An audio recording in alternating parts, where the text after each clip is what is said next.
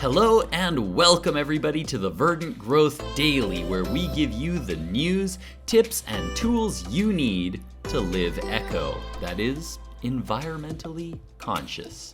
My goal is to help put you in the right mindset to live more in line with your own values and to change your life, to make it more fulfilling, sustainable, and balanced with nature. All in just 10 unedited minutes a day. My name's Eugene, and this is episode 23 of the Daily. Today we are going to be talking about carbon offsets. This is something that I kind of started looking a lot into just because yesterday on the Daily we talked about my new challenge to take on more subscribers, to try to get more subscribers on YouTube. I'm trying to get to the 100 subscriber mark on YouTube, and if I can do that, then I am going to be donating $100 to the charity that I announced yesterday, which is the Climate Emergency Fund. Yes, I will be donating $100 there if I can get to 100 subscribers. So that's something that I am now aiming for. So by the way, if you haven't already, please hit that subscribe button down below and help me get to 100 subscribers so I can get us donating some money. But as I was looking up all the different charities and things, I ended up finding a lot of information on carbon offsets. And it occurred to me that while many people have probably heard the term carbon offsets, a lot of people might not understand exactly what they are. So I decided today, why don't we take a little bit of time to talk about carbon offsets, what are they, how do they work, and should you buy them? Because there are some people out there who say that we should not be buying carbon offsets, that those are totally the wrong direction to be going in. So there's a little bit of controversy there as well. So first, let's start with what is a carbon offset. So a carbon offset is basically a certificate that represents the reduction of 1 metric ton of carbon dioxide emissions. That is 1 metric ton, 2,205 pounds of carbon dioxide emissions. So basically, for example, if you develop a project that can reduce carbon dioxide emissions, every ton of emissions reduced can create 1 carbon offset that you can sell to somebody who wants to offset their carbon emissions. So let's give an example. Let's make a super simple scenario to describe what a carbon offset can do for you. So for example, you do something that creates carbon emissions. Maybe you drive a car, maybe you use your stove, maybe you ride in an airplane, or maybe you are a business owner. Maybe you own a factory that creates a lot of CO2 emissions, either from its electricity or from the actual manufacturing processes themselves. Somewhere else in the world, someone out there will have a project where they are reducing CO2 emissions. So maybe they're sucking CO2 out of the air and storing it. Maybe they are stopping people from cutting down trees that would have otherwise been cut down. Or maybe they're generating electricity using renewable sources. To fund those projects, they offer a carbon offset certificate. So in short, you buy that certificate to offset or erase the carbon emissions that you emitted. Sounds pretty good, right? It sounds pretty good. Hey, I emitted all these carbon dioxide emissions, and I can just pay someone else to just erase all those, to just get rid of those carbon emissions that I emitted. Sounds pretty good. And a lot of companies are now doing that. JetBlue, Google, Amazon, and a whole bunch of other companies have now stepped up and promised to offset all or a large part of their carbon emissions in the future. So, how do they work? How do we actually reduce the amount of carbon in the future? How do the carbon offsets actually reduce emissions? So there are several different ways by which they do it. One could be by capturing and destroying a greenhouse gas that would otherwise be emitted into the atmosphere. It may not even be carbon dioxide. It might be just refrigerants, like the gases that are kept inside your air conditioning unit or in your refrigerator. A lot of times when those are thrown away, sometimes those refrigerants get released into the atmosphere, and some of those refrigerants are even worse for climate change than CO2 is. So if you have a technology that you can capture those gases, or if you can get them before they get thrown into a landfill, then you can capture them, destroy them, they don't get emitted into the atmosphere, and in that way you have reduced at least equivalent CO2 emissions. So an example of this would be like methane gas capture projects at a landfill. As things in a landfill rot, they release methane, and if you use a certain technology that can capture the methane as it is emitted, then you have essentially stopped what would have gone out into the atmosphere and now have prevented those gases from releasing into the atmosphere and furthering climate change. So that's one way that a carbon offset works. Another is to produce energy in a clean, renewable way, right? Things like solar or wind power. The more that we supply the grid with clean energy, the less coal they have to burn to produce electricity.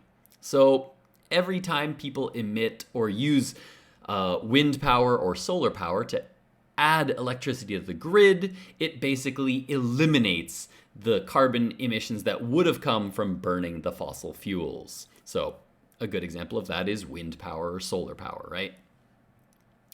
Next, another way is by capturing or storing, also known as sequestering, greenhouse gases to prevent their release into the atmosphere.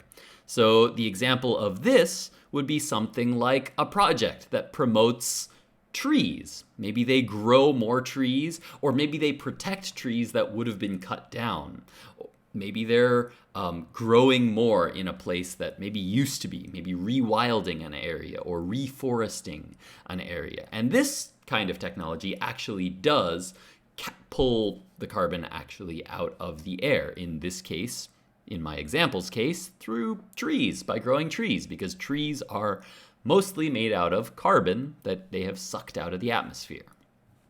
So those are kind of the three basic ways that carbon offsets will be used. That's the kind of three technologies that they use to prevent emissions. So in not all cases are they actually sucking CO2 out of the atmosphere. In some cases, they are just preventing CO2 from getting into the atmosphere that would have gone in otherwise. So, are they good? Should they be doing them? There are quite a few criticisms of them, because in some cases people can say that they're offsetting their carbon emissions through some kind of charity or some kind of industry or some kind of carbon offset place, and they might say that they're doing this. They might say that they're offsetting their carbon, but in some cases, there have been reports of scams that sell carbon offsets where they say maybe they promise to plant trees, but never actually end up planting the trees. There was a really, really famous case with the Vatican, actually, where the Vatican was actually presented with offset certificates for millions and millions of trees that just never got planted. They ended up buying the certificates and just the trees were just never planted. So those offsets were all just worth nothing. They didn't actually offset anything. There are also other cases where, say, you buy carbon offsets that are going to help pay for the future building of a new wind farm. But for whatever reason, that wind farm actually fell through, and they actually end up not building that wind farm. There have been a few cases like that as well. Or in other cases, maybe you bought offsets that will help pay for a new wind farm, but then you learn that they were actually going to build that wind farm anyway. Even without the help of the offsets that you purchased, they were going to just build that wind farm anyway. So you haven't actually offset any carbon emissions because that wind farm was going to go up whether you bought those carbon offset certificates or not. So basically, if you do want to buy carbon offset certificates, make sure that they are authenticated. There are a few different companies out there that will verify and authenticate your carbon offset certificates. They are Verified Carbon Standard, Gold Standard, and Green E-Climate Standard. Those are 3 standards that do exist that verify and make sure that every carbon offset certificate that you buy is legitimate. There are a lot of people also that say that we shouldn't be putting the spotlight on carbon offsets because they basically let you shrug off the responsibility for our emissions. Think of it this way. If your bathtub is on full blast, water's overflowing and getting out into the tub, and you're saying, don't worry, it's fine, we'll just buy a big pump to pump water out of the tub. Oh, wait, is that still not enough? Okay, that's fine. Let's buy a bigger bathtub. Okay, still not enough. Okay, let's hire some people with buckets to just scoop water out of the tub forever. Yes, it deals with the problem, but it fails to address the root of the problem, which is that your tub is full and the water is on full blast. The best thing you can do to stop water from overflowing out of your tub is just to turn off the tap. So that is kind of the same case with carbon offsets. In the case of carbon offsets, it's much better if you just don't emit that carbon in the first place, right? Don't fly if you don't have to fly. Don't drive if you don't have to drive. If you absolutely must fly and there's no other way for you to get to wherever it is you're going other than to ride a plane, then okay, in that case, if you must, then absolutely, buying carbon offsets to help reduce or make up for some of those emissions that you emitted is better than nothing. But it doesn't solve the actual problem of us emitting carbon dioxide in the first place. So, should you buy carbon offsets? Yes, but only as a last resort. Don't use them to shrug off responsibility for your emissions. After you've done everything you can to reduce your emissions, sure, you can buy carbon offsets. It's better than doing nothing at all. But what we really need to do is we need to start focusing on reducing the emissions from our lives. If we're going to tackle climate change, we need both individual emissions as well as industrial emissions and agricultural emissions to all get to as close to zero as we can. So do what you can. We all have to get there eventually, so for the sake of climate change, the sooner, the better. We can't just rely on carbon offsets because if everybody in the world were to buy carbon offsets, there wouldn't actually be enough of them to actually make up for all of our emissions. So at the end of the day, buying carbon offset certificates is okay as kind of like a Band-Aid solution. It's like, if you must emit carbon, then okay, buy the certificates. But it's far, far, far better to just not emit in the first place. I hope that clarified some of that for you guys. I learned a lot about carbon offset certificates in doing all the research for this podcast, and I actually found out a lot of things that I didn't know before, and it was really, really helpful for me.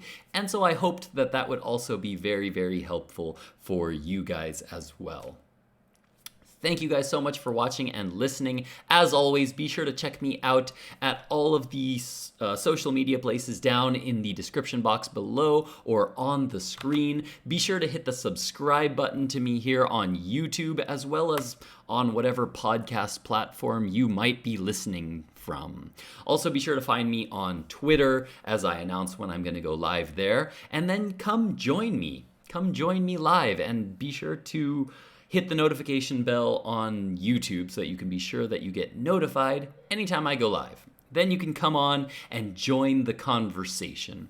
I think what I've decided I'm going to do from now on is, unless there are questions in the chat that are directly related to what I'm talking about, then I'm going to just leave all of the questions for talking about after the show.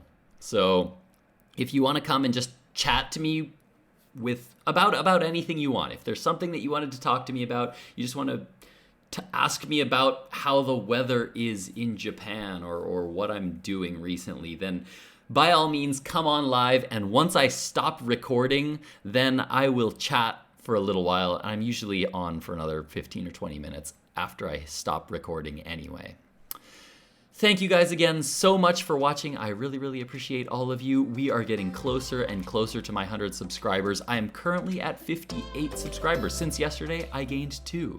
So thank you guys so much for hitting that subscribe button. I really, really appreciate it, you guys. Eugene and Verdant Growth, out.